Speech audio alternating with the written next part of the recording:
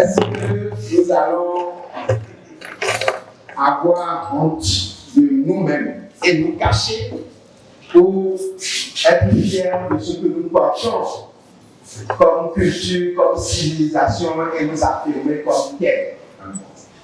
Je pense que, comme on dit chez moi, lorsque ton père t'appelle, tu ne prononces pas les paroles incantatoires avant de répondre.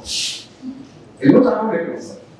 Nous avons répondu à l'appel de nous-mêmes, à l'appel de notre identité, à l'appel de notre culture. Je voudrais vous présenter ici la théologie du Vaudou. Je voudrais demander aux techniciens de me faire la projection puisqu'ils auront le matériel pour pouvoir le faire. Je n'ai pas compris pourquoi ce n'est pas encore affiché depuis. Vous savez que le Vaudou, plusieurs types de philosophies l'ont révélé, et surtout à travers la chanson immortelle de Sagouan Baganou, le Vaudou authentique. Nous l'avons hérité. Nous l'avons hérité de nos aïeux, comme nous avons hérité des signes que nous avons dans nos mains. C'est ainsi que nous avons hérité le Vaudou de nos aïeux. Vous connaissez cette chanson? Qui est-ce qui peut nous dire cette chanson?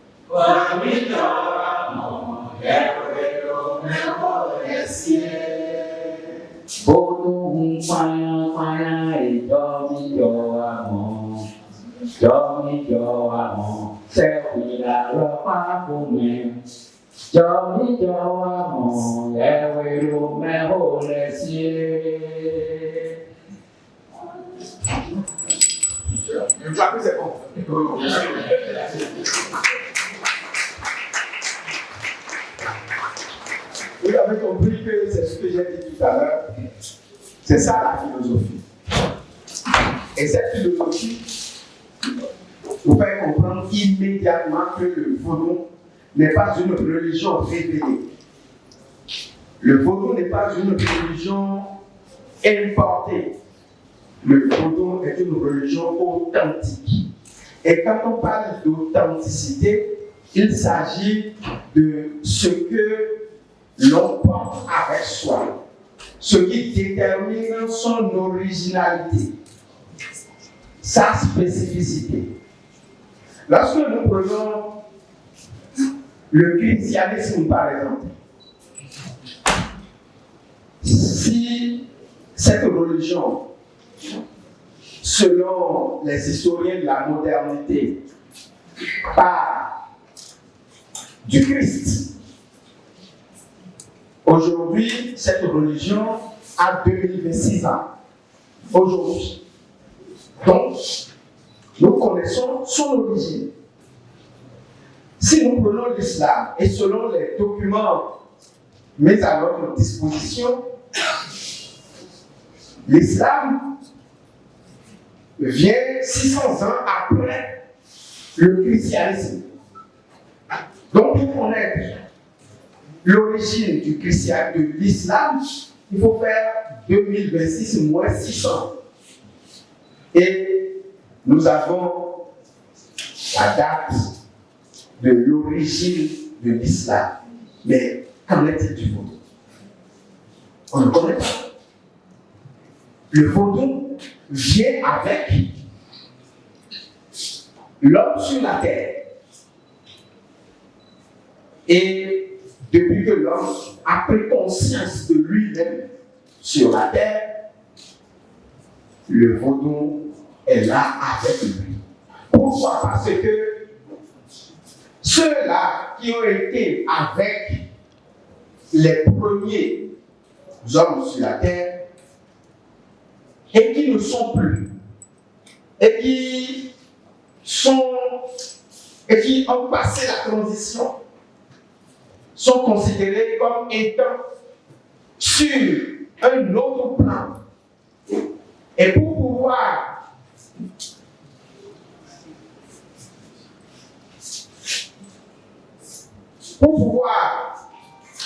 continuer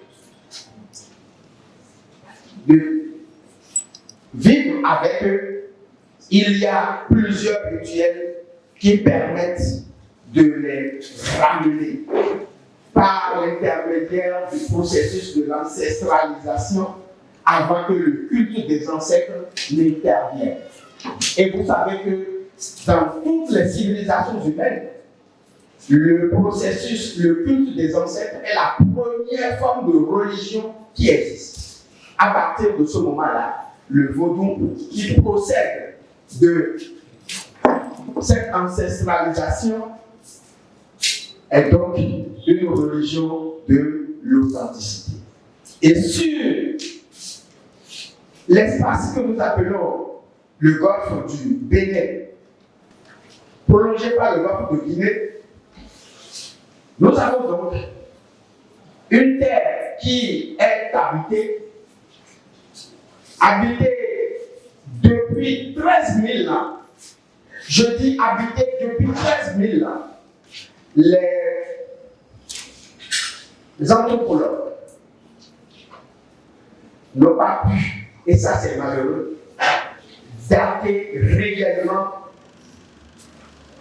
l'origine de l'homme sur cet espace que j'appelle d'abord Adjatado, qui part de Lagos, je ne dis pas du Nigeria, qui part de Lagos pour aller à Accra en passant par Cotonou et Lomé, qui détermine l'ère culturelle à Adjatado.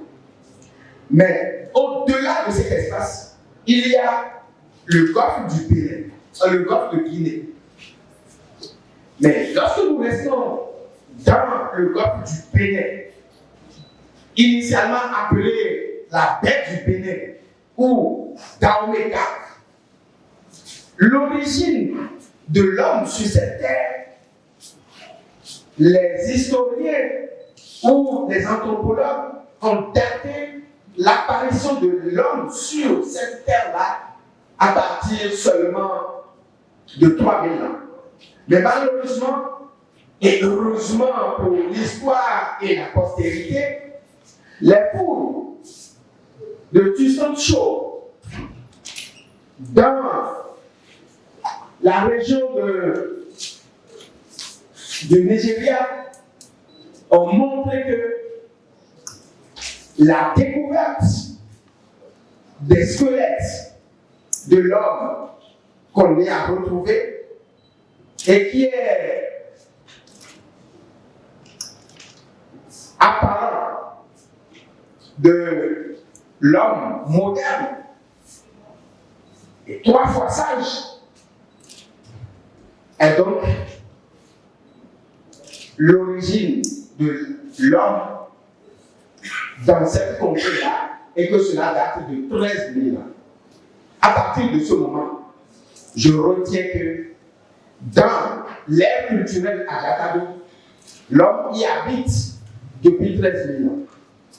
Lorsque nous partons de là et que nous considérons que la culture que porte cette civilisation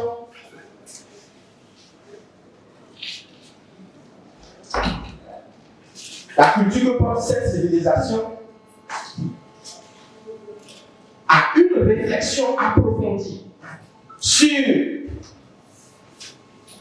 leur propre existence, le monde et comment le monde a-t-il été créé. Et là, nous sommes déjà dans le discours sur le divin. Et c'est cela qu'on appelle la théologie. La réflexion porte sur ce que le monde a été créé par un créateur. Tout ce qui existe a été créé par un créateur. Et c'est ce créateur qui a créé tout ce qui existe après et que l'on appelle ça ou ces créatures.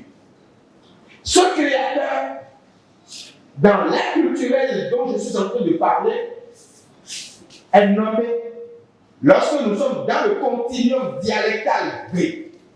Je dois dire, pour que vous puissiez mieux me suivre, que cet espace géographique qui est l'ère culturelle à Jatato et dont j'ai dit que cela part du Nigeria pour aller à Accra en passant par Cotonou et Lomé, et qui va de l'océan jusqu'à une profondeur de 100-150 km. Et quand vous prenez l'exemple de Cotonou pour aller à 100-150 km, nous sommes dans les environs de quelle ville? Dans les environs de Dakar. Et quand vous faites la même chose au niveau de Lomé pour aller à l'intérieur, vous voyez le parallèle que cela dessine. Donc, lorsque vous partez de là, nous avons un continuum dialectal. C'est-à-dire que toutes les langues qui sont parlées dans les villes ou par les peuples qui peuplent cet espace, la façon dont ils appellent la langue que l'on parle et non l'organe, c'est le mot qu'ils utilisent, c'est le mot B. Donc, tous ces peuples-là, en voulant dire la langue disent B, cela dessine ce que l'on appelle le continuum dialectal. Donc, on a le continuum dialectal B. En disant par exemple le Bungé, le Wachibé, Pouelabé, Sapébé, Mahibé, ainsi de suite, nous sommes dans le même continuum dialectal. Et dans ce même espace, nous avons un autre continuum dialectal. Les peuples qui, en voulant dire aussi la langue, utilisent le mot aider. Le mot aider. Pour dire la langue. Et nous avons ainsi le continuum dialectal aider. Mais nous pouvons pousser la réflexion plus loin en disant ceux-là qui utilisent le mot aider pour désigner la langue, lorsqu'ils veulent dire bonjour, ils ont le même mot pour dire bonjour et c'est car qu'ils utilisent pour dire bonjour. Donc, je préfère dire le continuum dialectal car. Donc, dans cette ère géographique qui est la Jatato et qui peut être même prolongée dans le golfe de Guinée, nous pouvons dire que cet espace géographique est dessiné ou du moins est porté par deux continuums dialectaux, le continuum dialectal B et le continuum dialectal K. Mais cette même ère culturelle a une unité culturelle. Unité culturelle, et vous savez que les éléments qui portent la culture sont d'abord la langue, la religion et l'eschatologie. Je viens de dire que cet espace géographique porte une unité linguistique. Mais il y a une unité de la religion. Et la religion qui est pratiquée dans cet espace géographique, c'est bien entendu le vaudou. Avant, cela ne s'appelait pas vaudou. Je vais dire pour vous tout à l'heure. Le mot qui était initialement utilisé dans cet espace géographique pour dire vaudou est le mot Ngo. Le Hun étant le mot générique pour dire les vaudous. Le Hun. Pour dire vaudou. Nous sommes là dans une problématique linguistique, à savoir que nos langues sont des langues redoutablement à tort. Et lorsque l'on ne fait pas attention, comme certains incultes tout récemment ont eu à le faire et vous avez insulté leur culture, le mot veut dire le vaudou, tout ce qui est digne de vénération. Ce n'est pas encore le sang. Et c'est bien plus tard que le mot vaudou va intervenir. Le mot vaudou va intervenir, je vais le préciser tout à l'heure, avec l'apparition du fa. Donc si nous avons là une unité linguistique, une unité religieuse, le troisième élément pour l'unité culturelle étant l'eschatologie, c'est-à-dire les faits derrière, et ces faits derrière sont également portés dans cet espace géographique par ce que le vaudou apporte, à ses fidèles. Donc dans cet espace géographique qui devient un espace culturel, parce que nous avons dit l'espace Adjata. Pourquoi Adjata? Le mot Adjata, il faut le restituer dans son contexte originel, qui est un mot Haoussa, qui est porté par un groupe d'individus partis de Kwara. Nos amis du Nigeria sont là, ils savent à peu près ce dont je suis en train de parler. Donc ce groupe-là, initialement était parti de Kwara et qui est arrivé à Oyo. Mais c'est un groupe qui porte le nom Adja. Le mot Adja. Adja signifie brave, redoutable, vaillant. Ce groupe-là, étant venu à Oyo, était en train de rechercher la domination. Mais Oyo était déjà constitué, il ne pouvait plus dominer Oyo. Ils y ont habité pendant quelques temps, et quand je dis quelques temps, vous comprenez pendant plusieurs décennies. Et une partie de ce groupe a continué la migration en passant par Kétou, Savère, pour aller au niveau du plateau de Tabo. À ce niveau, ils ont rencontré un autre groupe qui y habitait déjà. Et alors, ils ont formé ce que nous avons appelé le groupe Adja Tabo. Et le royaume qui a été formé, constitué à ce niveau-là, qui est le royaume de Tabo, à un moment donné, il y avait eu un conflit de pouvoir. Le conflit de pouvoir a amené une partie de ce groupe originel à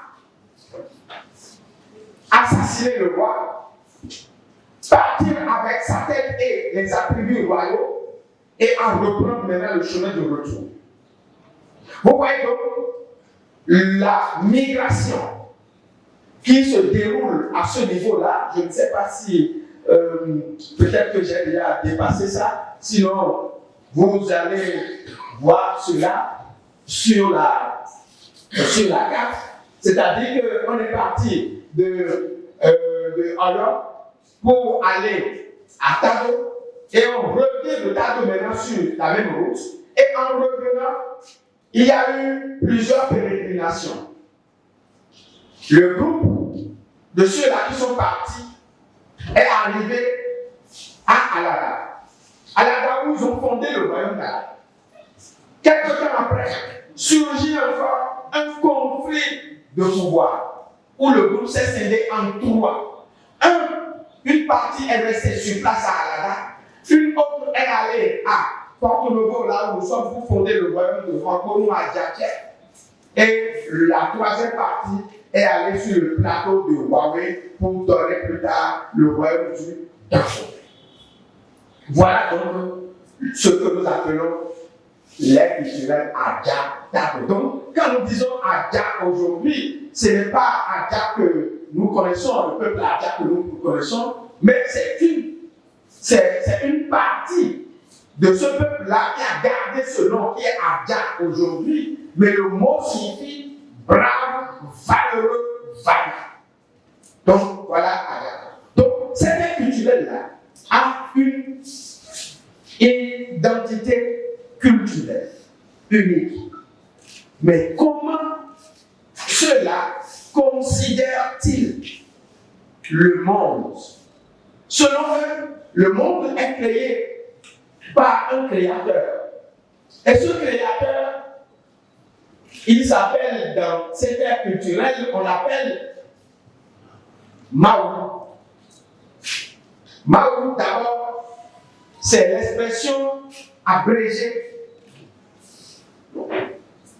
C'est l'abréviation de l'expression non Yebaruga, ce que personne ne dépasse, l'insurpassable, ce qui a tout créé que rien n'a créé, ce qui connaît aujourd'hui, demain ainsi que les instants futurs.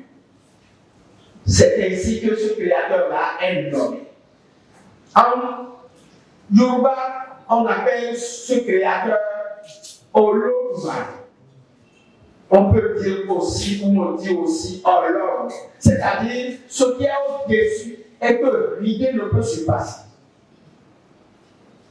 Lorsque nous allons vers les peuples du Nord, du Bénin, au niveau des Batombou du Nord, on appelle cet être suprême Goussoulan. Chez les Guédis du Nord, cet être suprême que rien n'a créé et que tout et qui a tout créé s'appelle Mpakeda en Guédis.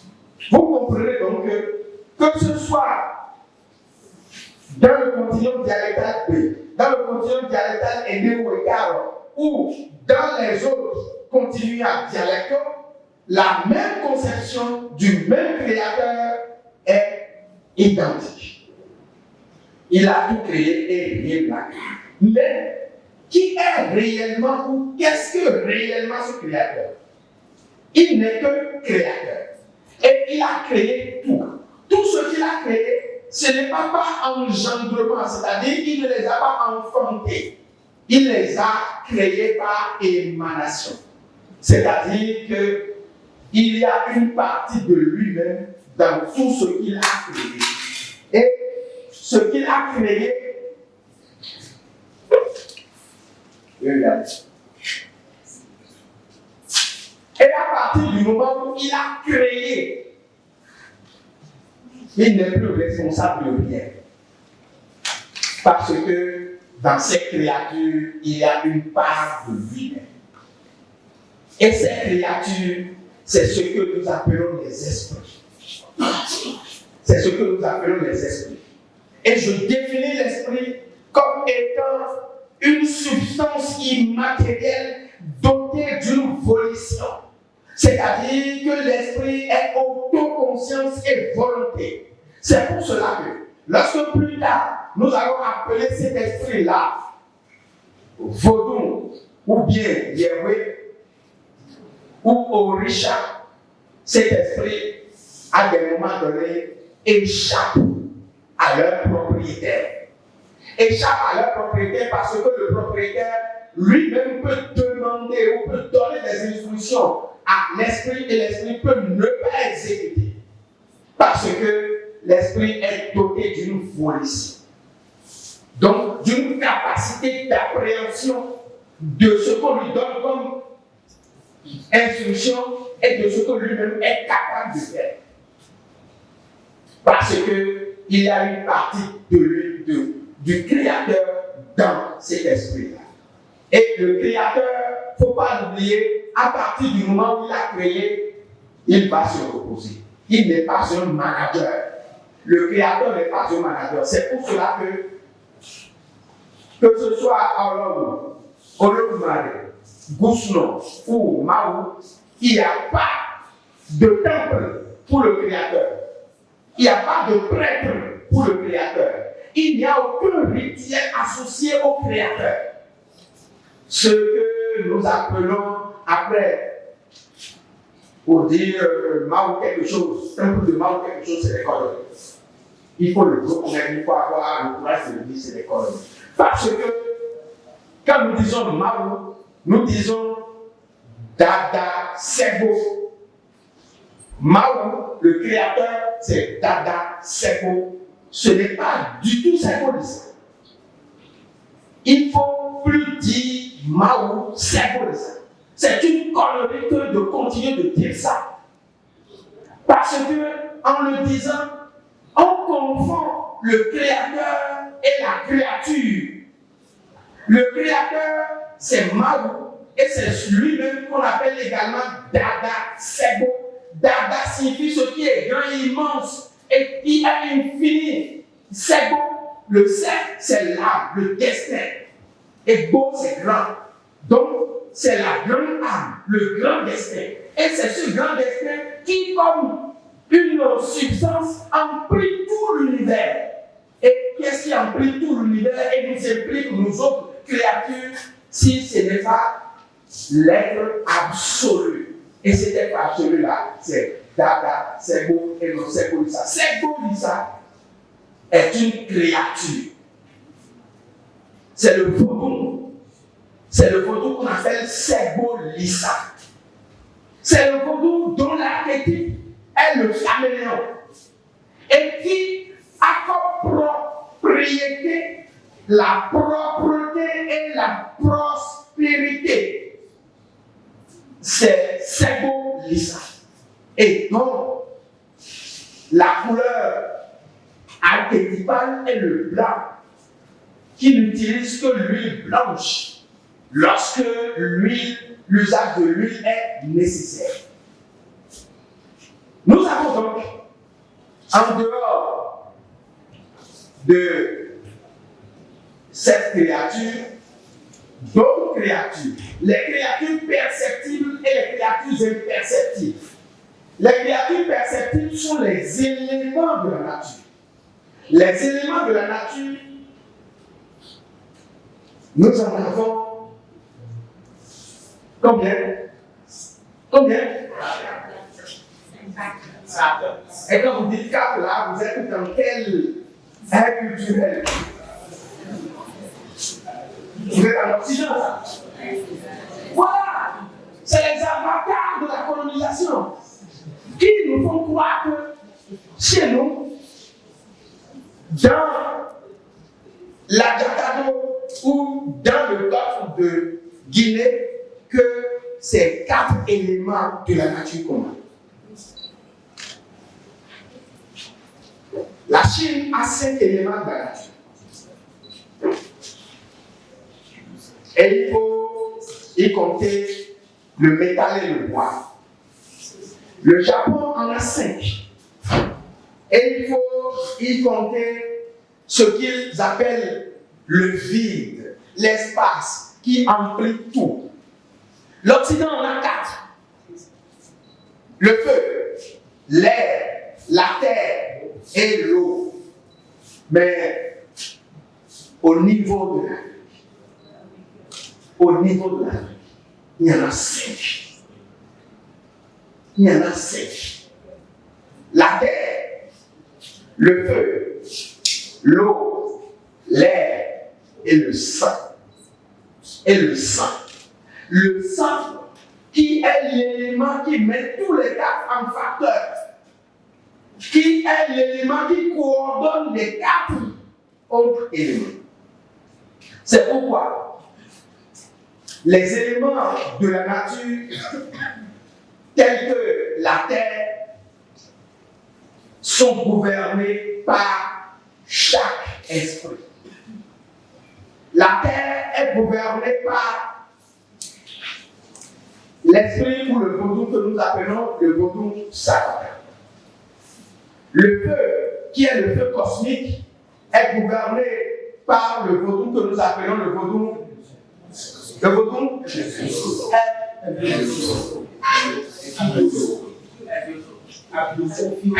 bioso. Et non est bioso. Attention, ne commettez plus les erreurs que ceux qui ne comprennent pas l'épistémologie de ce dont nous sommes en train de parler ont l'habitude de faire. C'est Helvioso. Helvioso n'a de sens dans qu'une langue chez nous. Helvioso, ça signifie l'oiseau cracheur de feu. Hel, l'oiseau vit, cracher, on sort le feu. Bila n'a aucun sens. C'est ce que en Yoruba ou en Ango on appelle Chango. C'est Helvioso. Et l'air est gouverné par ce vaudou qui unit le ciel et la terre et qui est le vaudou dent. Attention, quand on parle de dent, ce n'est pas le serpent. Contrairement à ce que même ceux-là qui se disent les propriétaires ou les adeptes ou les dignitaires de ce vaudou-là, ils pensent en nous montrant des archétypes de ce vaudou comme étant le serpent. Ce n'est pas le serpent. C'est ce fluide qui unit le ciel et la terre pour que la connexion puisse se faire. On peut, si on veut, dire que cela ressemble au serpent, mais en réalité, ce n'est pas le serpent. Et en dehors de ça, quatrième élément, c'est l'eau. Et le vaudou qui est à ce niveau-là, c'est le vaudou que nous appelons le vaudou Torsu, c'est-à-dire le roi des eaux. Mais en réalité, ce roi des eaux n'habite pas dans les eaux. Il n'habite pas le Torsu. Le temple du Torsu, ce n'est pas dans l'eau. Mais c'est plutôt dans l'eau qu'on va l'invoquer et qu'on va le supplier de nous suivre pour aller dans nos maisons pour qu'on puisse lui ériger le temple. Le temple du Torsu est sur la terre, ce n'est pas dans l'eau. Mais c'est dans l'eau que se trouve son archétype. Et on vient l'ériger. Le Torsu renvoie à la philosophie de l'immortalité des âmes très tôt parties. Ceux-là qui sont très tôt partis et ceux-là qui sont nés avec des malformations et que l'on ne doit jamais oublier. Vous comprenez, une fois encore, une partie de la grande philosophie humaniste du vaudou, qui est que même ceux qui sont partis très tôt, même ceux qui ont connu des malformations et qui sont partis, et plus tard, cette philosophie sera récupérée et développée par la royauté, surtout au niveau du Dahomey, avec les princes qui vont devenir des torsos qu'on va diviniser. C'est une grande philosophie humaniste qui est là. Donc, le torse est la philosophie du non-oubli, de ceux-là qui sont partis très tôt, de ceux-là qui sont nés mal formés et pour lesquels l'on érige une stèle mémoriale. Ces quatre éléments, qui sont des éléments perceptibles, les esprits perceptibles qui sont créés par le Créateur, sont coordonnés par le cinquième élément qui est le sang, qui est le principe actif, qui vivifie et qui inculque ou communique l'énergie aux esprits qui sont là.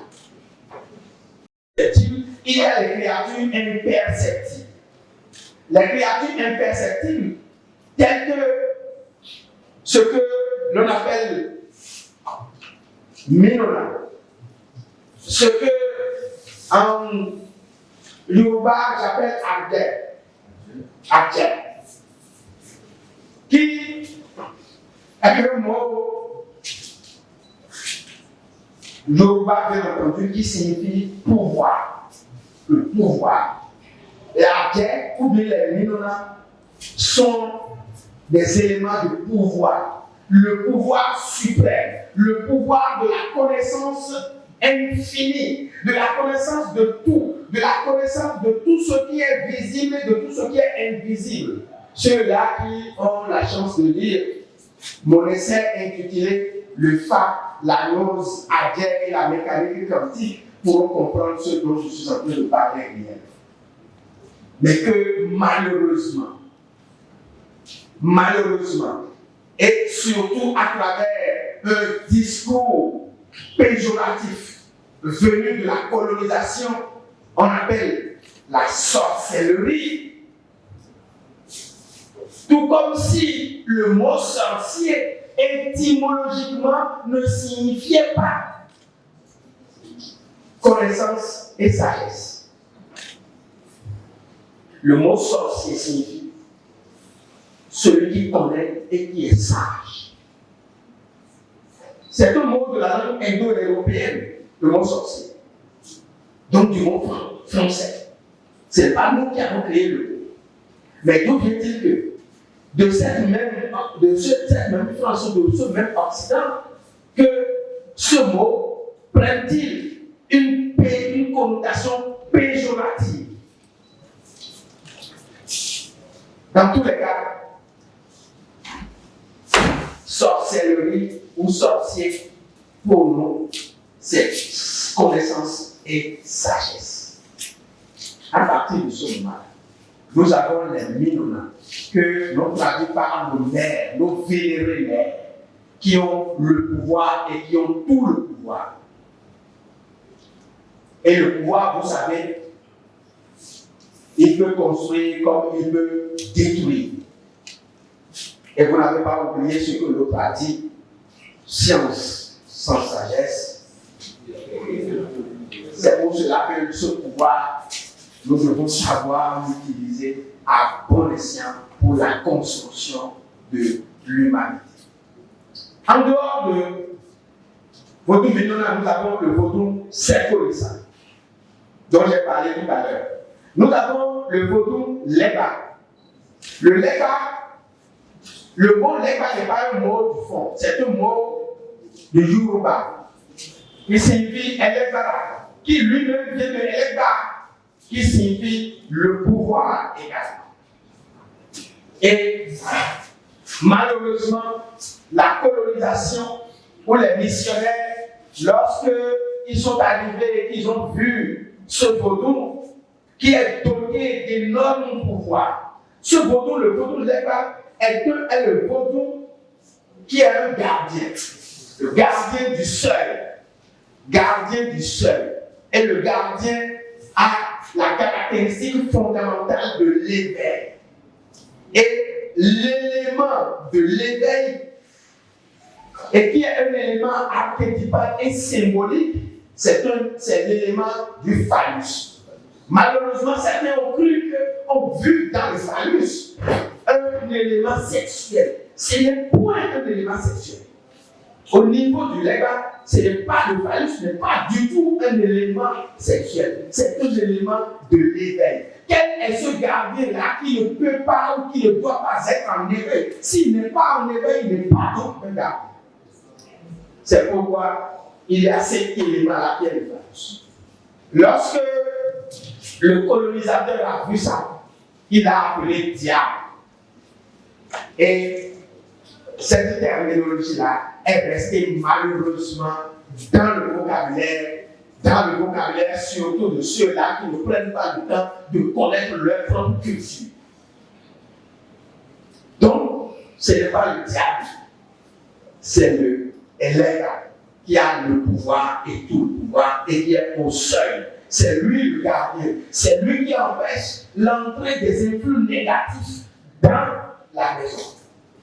Le Lega est toujours au niveau du portail ou à l'entrée d'une ville. Lorsque vous prenez, par exemple, la ville de Cotonou, qui a commencé à se constituer à partir du port, à partir de Flaconi, du quartier de Flaconi, pour aller vers la ville d'ici. Donc à partir de l'océan pour aller vers l'ouest. Lorsque vous prenez cette ville-là, jusqu'au niveau de Kadjem, pour ceux qui connaissent à peu près la ville de Cotonou, lorsque vous arrivez au niveau de Kadjem, vous avez un vaudou Leba, que l'on appelle le Toleba, c'est-à-dire le Leba de la ville. Vous avez le Toleba qui est au niveau de Kadjem.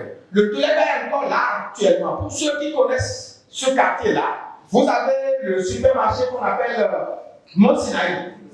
Lorsque vous quittez le projet santé de l'échangeur de Kadjem, de la barrière, et que vous allez au niveau de Mont Sinaï, vous finissez Mont Sinaï, il y a une rue. Une rue qui sépare Mont Sinaï, une petite rue là. Immédiatement là, vous avez un petit portail rouge là. C'est l'entrée du vaudou Leba, qui est là. Initialement, c'est toujours là, actuellement. C'était là, donc, la ville. Et vous savez qu'on est à Godomè, qui était considérée comme une ville annexe du royaume du Gabon. En partant de Abomey, Calavi, Abomey, que l'on a porté ici. Une partie d'Abomey qu'on a porté ici, qui est Abomey, Calavi. Donc voilà l'origine du vaudou Leba, du vaudou Toleba que nous avons. En allant plus loin, nous avons d'autres vaudous, tels que le vaudou Dan, le vaudou Bobo, que certains qui ne connaissent pas du tout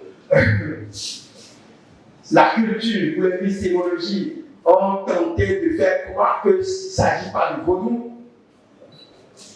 Nous avons le vaudou Aguet. Nous avons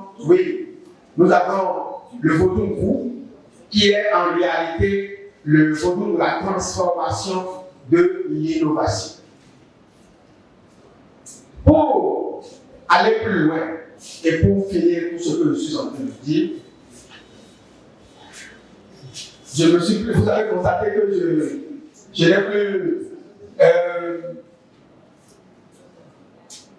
je n'ai plus regardé ce que j'ai au tableau.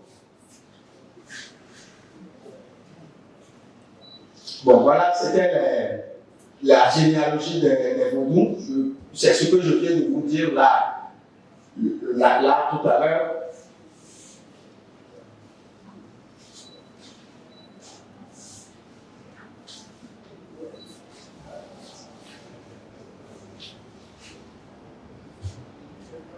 Alors, pour aller plus loin, et c'est là l'élément fondamental de cette conférence, qu'est-ce que porte le vaudou?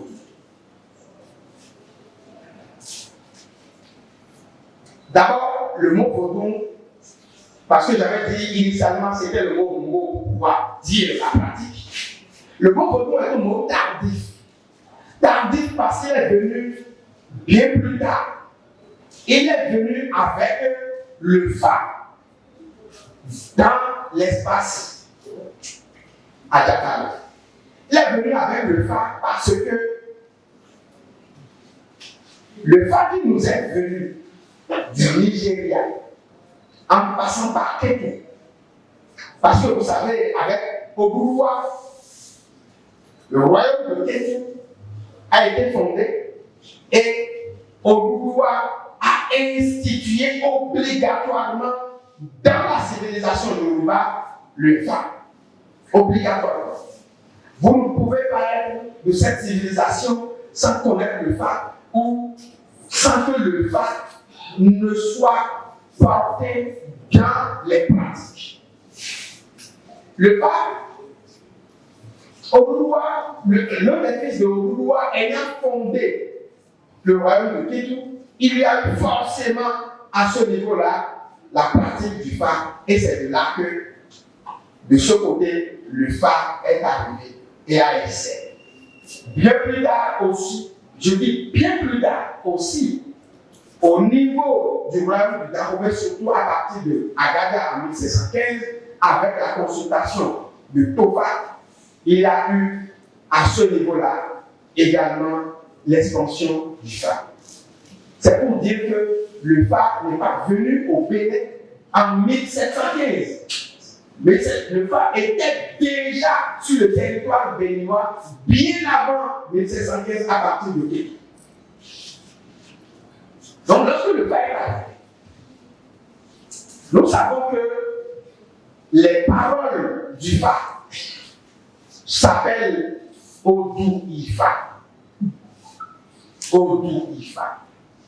C'est-à-dire les chapitres, les livres, ou ce que j'appelle la parole du phare. C'est Odou Ifa. Ils sont au nombre de grandes paroles, de 16, qui se multiplient entre elles pour donner un ensemble de 256, dont 240 dérivés. C'est ce Odou-là que lorsque tu vas en consultation, qui apparaît et que le Babalao ou le Bokoro interprète. Le Babalao ou le Bokoro n'est pas un devin, c'est un interprète des savoirs du phare. Et on devient Babalao ou Bokoro par un long et minutieux apprentissage qui dure au moins 9 ans lorsque l'apprenant est discipliné. Lorsqu'il veut réellement connaître. S'il ne veut pas connaître et qu'il veut devenir un faux Bokoro, il peut en quelques années ou en quelques mois seulement partir.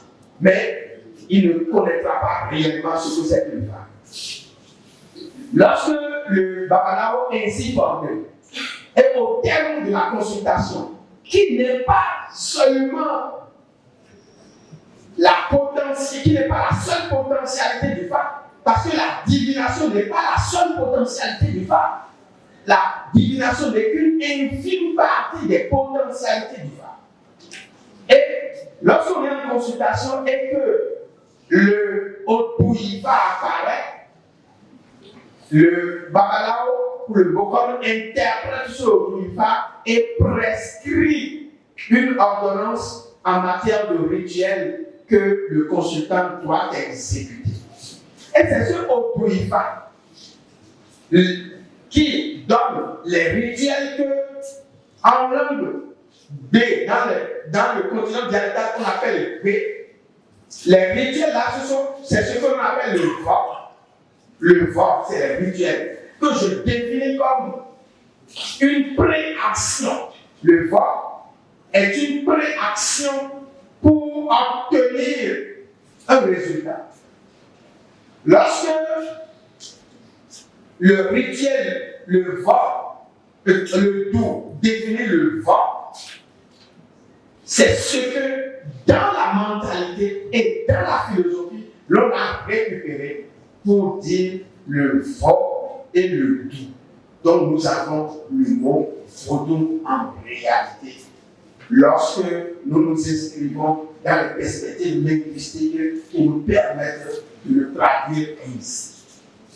Il n'y a aucune autre interprétation scientifique qui ne tienne pas compte de cette linguistique génétique qui nous permet d'avoir une sémiologie du mot vaudou qui puisse tenir.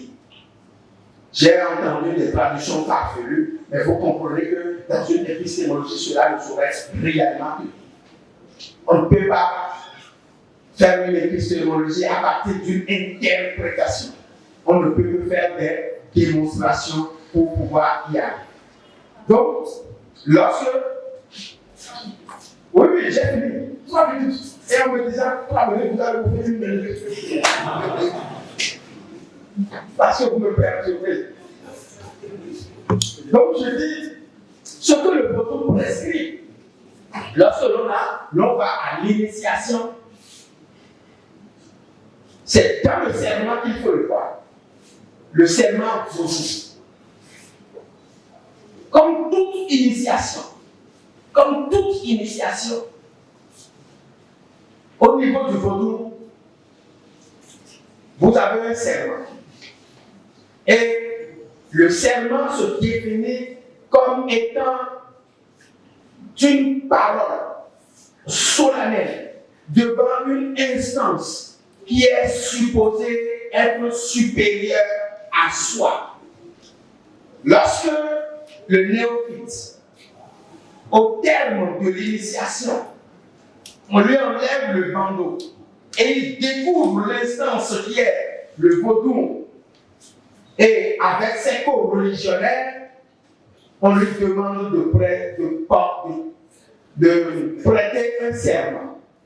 Et ce serment n'a rien de contraire à ce qui peut être demandé à un individu dans le cadre du respect des droits humains. Le serment porte 3 phases. La première phase, c'est l'invocation. L'invocation de l'instance qui est là, qui est l'esprit dont j'ai parlé tout à l'heure, qui est le vaudou, devant les co-religionnaires. Invoquer l'esprit. Et après l'invocation de l'esprit, il y a la promesse. La promesse de ne jamais révéler à qui n'a pas qualité de le savoir tout ce que l'on a vu et tout ce que l'on a pu entendre lors de l'initiation. Et la 3e phase capitale, c'est la phase de l'auto-imprécation. L'auto-imprécation, c'est le fait de se maudire soi-même. C'est-à-dire que vous prononcez des paroles contre vous-même pour dire si jamais il m'arrivait d'être parjure que telle ou telle chose m'arrive. Une fois que vous avez fait ce serment-là, vous pouvez partir. Et dans la pénombre de votre chambre à coucher, si vous avez violé cette parole solennelle que vous avez prononcée devant une instance supérieure à vous et à tout le monde, ce qui va vous détruire, ce n'est pas l'instance, c'est le remords. Le remords qui va rester dans votre cœur, qui va commencer à vous détruire, à vous perturber.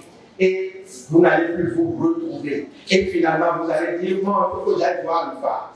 Le phare qui connaît toutes les destinées de tout le monde. Le phare s'appelle Iléripé, le témoin de toutes les destinées. Et le phare va vous dire, vous avez violé tel principe, vous avez violé tel principe, allez voir les dignitaires et on va vous absoudre. C'est ainsi que fonctionne le serment. Et qu'est-ce que dit le serment? Le serment dit, vous devez être humble. Vous devez être... c'est dans quel sens il faut aller? Vers le bas. Pendant que vous retrouvez la diapo qui convient, je voudrais l'organisation du comité d'organisation. Vous pouvez continuer encore avec 10 minutes parce qu'on devait prendre la pause actée et reprendre à 11h45. On n'a pas eu cette pause. J'ai voulu vous faire voir cette partie-là, le contenu du serment vaudou, pour que vous puissiez comparer ce contenu-là à tout ce que vous pouvez connaître et nous dire à la fin de cette conférence si le vaudou est sorcellerie, si le vaudou est méchanceté, si le vaudou est une violence ou si le vaudou n'est rien d'autre que l'humanisme. Le serment vaudou dit, sont strictement interdits le parjure, le vol, la traîtrise, le mensonge, le faux témoignage, la convoitise des biens matériels de son prochain, l'adultère, l'assassinat, la complicité dans l'assassinat d'un individu, d'un parent ou d'un co-religionnaire, le fait de courtiser la femme d'un frère ou de son propre père, le fait de faire l'amour dans le couvent, le fait de faire l'amour avec une papa. Une papa, c'est une recrue qui est mise sous la tutelle spirituelle d'un dignitaire. Le serment vaudou qui interdit tout ça, vous-même, vous avez compris que ce qui est prescrit là, c'est la bonne conduite. Le serment vaudou demande de cultiver les valeurs suivantes: la fraternité, la solidarité, l'intégrité, la charité, la tolérance, le respect de soi et des autres, le respect du bien public, le respect de ses parents et l'obligation de leur rendre les honneurs qui leur sont dus. Le civisme, le patriotisme, la paix, la charité. Voilà les valeurs à cultiver selon le serment vaudou. Les valeurs citoyennes maintenant, les valeurs citoyennes à cultiver selon le serment vaudou. Le respect des lois de la cité, l'obéissance aux dirigeants du pays. Mais attention, l'obéissance aux dirigeants du pays à ce qu'ils peuvent commander qui ne soit pas contraire aux droits de l'homme et aux lois de la nature. S'ils commandent des choses qui ne sont pas conformes aux droits de l'homme et aux droits de la nature, on peut désobéir et là on n'a rien à faire avec le vaudou. Le serment vaudou dit la protection et le respect du bien public, la protection de l'environnement. Et vous savez que le vaudou est redoutablement l'un des éléments qui protège l'environnement, la faune, la flore. Vous savez, en prenant seulement le cas de l'Iroko, vous avez lu mon livre intitulé l'Iroko et vous allez voir comment le vaudou protège l'environnement. Lorsque nous prenons la faune avec des animaux qui sont devenus des animaux totémiques, le chat, la panthère, le python, le caïman, qui sont devenus des animaux totems. Mais aujourd'hui, lorsque vous regardez la plupart de ces éléments, ce sont des éléments protégés. Ce sont des espèces protégées et le vaudou fait partie des éléments ainsi de suite qui protègent l'environnement. Voilà donc le contenu du serment vaudou et les vertus cardinales attendues du vaudou, c'est-à-dire de la dépouille du vaudou. Les vertus cardinales qui sont attendues.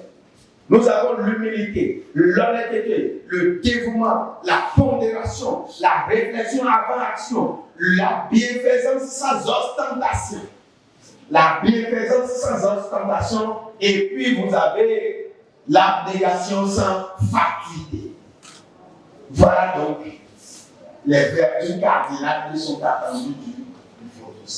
Alors la question que je vous pose, est-ce que ces éléments-là sont contraires aux droits humains?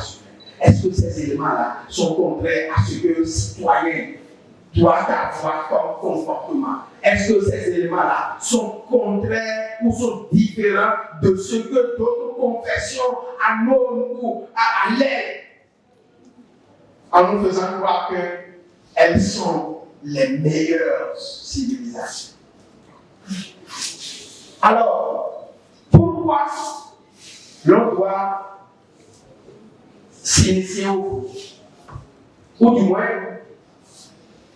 l'initier au vaudou, à quoi s'attend-il? Quel est le salut? Puisque certains ont pensé qu'il n'y avait pas de salut dans le vaudou. Quel est le salut qu'il y a dans le vaudou? Le vaudou, c'est-à-dire la lettre du vaudou, attend d'être immortel. Parce que le vaudou, lorsque l'on est initié au vaudou, il y a d'abord une mort rituelle. Et cette mort rituelle symbolique est une renaissance à une nouvelle vie. Et c'est pour cela, une fois encore, contrairement à ce que certains n'ont pas compris et qu'ils ont traduit autrement, vous amène à une nouvelle vie Et c'est ce que prescrit toute initiation. Ceux-là qui ont, disons, vu beaucoup d'autres initiations, c'est toujours ainsi qu'au terme des épreuves, l'on arrive à une nouvelle où vous avez un nouveau nom, de nouvelles habitudes alimentaires, vestimentaires, comportementales, ainsi de suite. Et lorsque vous avez cette nouvelle vie,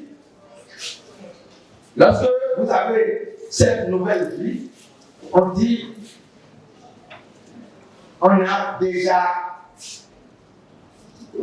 un pied dans l'immortalité.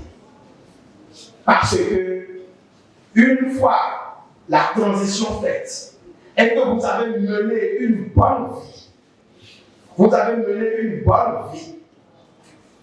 et que vous avez eu une bonne mort, c'est important ce que je dis.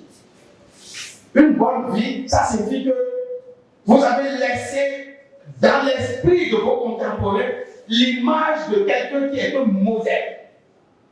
Lorsque vous avez eu une bonne mort, c'est-à-dire une mort qui n'est pas jugée être, disons, anormale, ou que l'on ne souhaiterait pas, je ne veux pas dire anormale, une mort qu'on ne souhaiterait pas.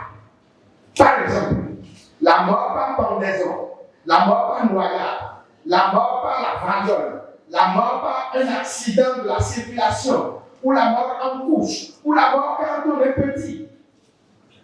Toutes ces morts-là sont mises à l'écart. Et lorsque l'individu n'a pas connu ces morts-là, et qu'il a eu une bonne vie, à sa mort, il y a le processus d'ancestralisation. C'est-à-dire, je ne vais pas vous décrire ça ici, on va chercher son ADN, rechercher son ADN, qu'on ramène dans l'égrégore familial. Et là, il devient un saint parce qu'il a été béatifié et sanctifié, un saint préposé à ne faire que du bien pour la collectivité familiale. C'est donc celui-là, ou ces esprits-là que nous allons évoquer pour leur demander de bénir et de protéger les membres de la collectivité familiale. C'est ce que on appelle les assaillements. En Yoruba, on appelle ça les écoles des Oshoka. C'est ça, cette représentation que l'on a là, et on met l'autel portatif là-dessus.